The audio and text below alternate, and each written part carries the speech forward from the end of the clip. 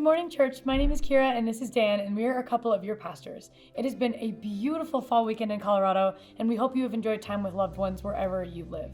What a privilege to gather together as a body of believers. Always, each and every week, it is a gift to be together, wherever you join from, and to worship as a family. And we would love to know that you are here, and we would love to know where you join from. Why? Because I know a few of our snowbirds that have flown south for the winter. People like Artis and Randy, hello, friends. We have those who join from quite literally across the globe, like the Schlegels. And I also know that there are probably some of you that are home not feeling well. If that is you, be sure to let us know so that we can be praying for you. But regardless of where you join from, we want to know you're here and we want to be a church family. So if you are watching live, drop a comment. It may seem like this isn't super necessary, but the reason we care so much about it is because our whole vision here is to know your name and meet your needs. It's the core of who we are because it was who Jesus was and is. We want to know your name and we want to meet your needs. So drop a comment if you're watching live. Totally. And if you are not watching live, we have a digital community on Facebook that we would love for you to engage with. It's called Going Deeper, and it's a place to receive extra resources, connect with others, and share what God is teaching you. So check it out.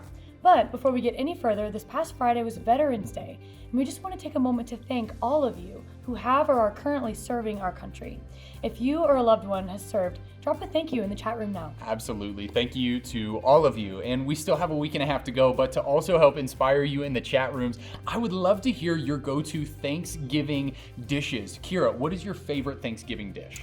I'm glad you asked. My family goes all out for Thanksgiving since my uncle is a gourmet chef, so I couldn't pick one. But some of my favorite Thanksgiving dishes are my grandma's famous cranberry and orange sauce and cardamom bread. We're deeply invested in our Swedish heritage in my house, so if a staple dish is missing from the smorgasbord, which is also a Swedish word, no one can eat until there is a remedy to the situation. All in all, I am a huge fan of Thanksgiving. It's a little weird.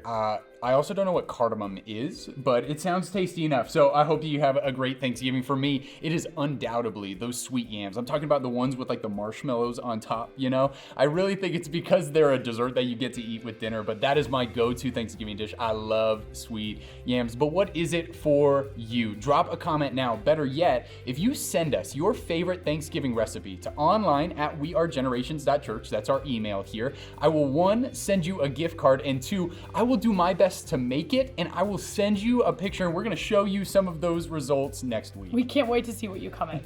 One more thing we'd love to draw your attention to, and that is generations.fyi. Generations.fyi is where you can connect, give, or learn more about anything going on at the church. But more than just a place to learn, it's the best place to engage with our campus and community. For example, we are finishing our series Plotline today, and if you need a Bible, you can let us know on FYI. You can sign up to receive communion elements and find opportunities to be neighborly in your community. So check it out. There are instructions along the bottom of your screen to help you find it. But just select the online tab when you get there and explore ways to connect or take your next step. Absolutely. So drop your comments now, but we are going to get off to worship today. We are singing the song Who You Say I Am, which is always a good one. And after we have the chance to sing together, we're going to hear a story from one of our friends that has made a huge impact on our online campus. So join us in worship.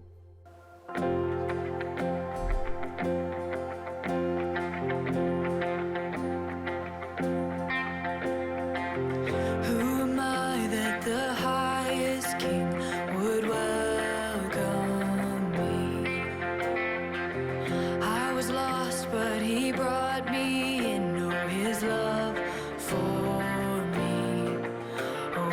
love for me, who the Son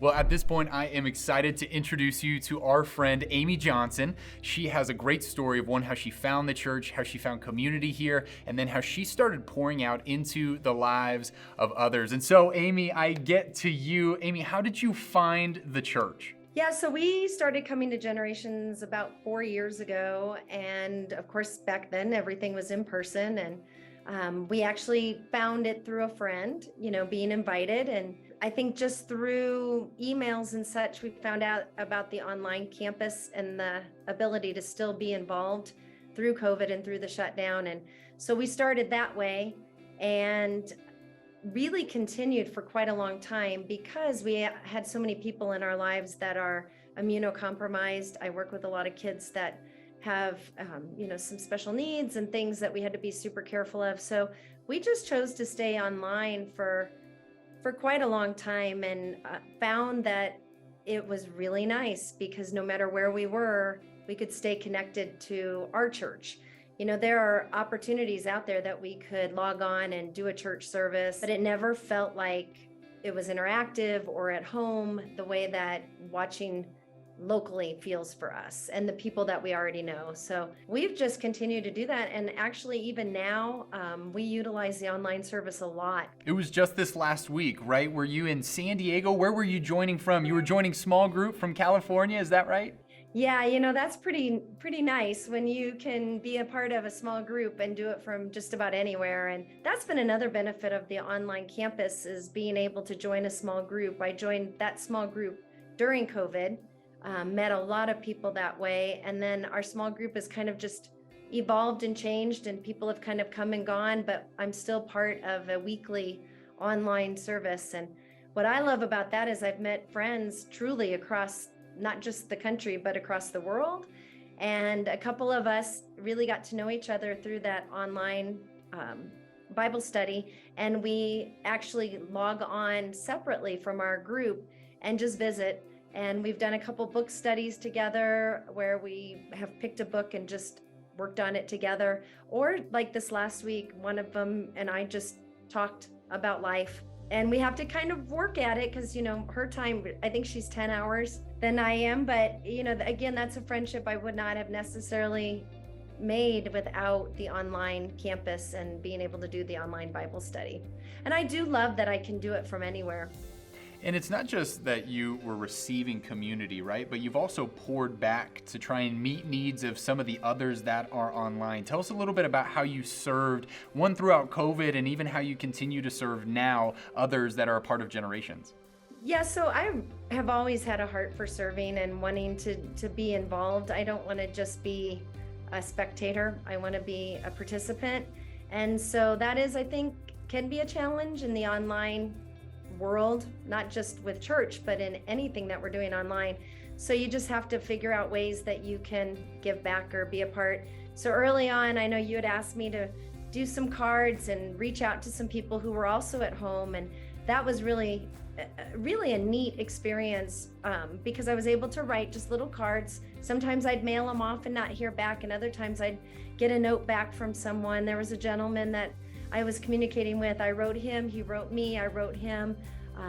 And that was really, really special to be able to feel like in some small way, even though we had never met, we were somehow part of each other's lives. And I still continue to do that through the prayer requests that we get on Thursdays of trying to send a note to people when I see somebody's having surgery or something's going on. And then I think too, just even within our small group, being able to pray for each other. We always do prayer requests, touch base with each other and try to see how we can pray for each other and some of the people that were in our small group but aren't anymore. So, that's one way to give back. And then I think even if you're online and doing things online, but you're local, you still have an opportunity to get involved with a lot of the ministry things that are happening, whether it's the Christmas tree, purchasing for children, or the Thanksgiving bags. We'd continue to do that all through COVID. And then, just any of those kinds of things that you can go in and pick things up and drop things off are still ways. And if you're not local, there's ways to give money to be able to be a part of those too. So You're amazing. I love, and really it's the vision of our online campus. We want to know your name and meet your needs, but it's not just like generations to the people, it's people to each other. And I think that's what I love the most about your story, is it's not just being a spectator. That was such a good word. I'm not just going to be a spectator, but I'm actually going to try and care for the people around us. So Amy, thanks for your story. Thanks for your service. And we love seeing you online. Hopefully we get to tag along to San Diego sometime. Thank you. Absolutely. I'll be sure to send pictures.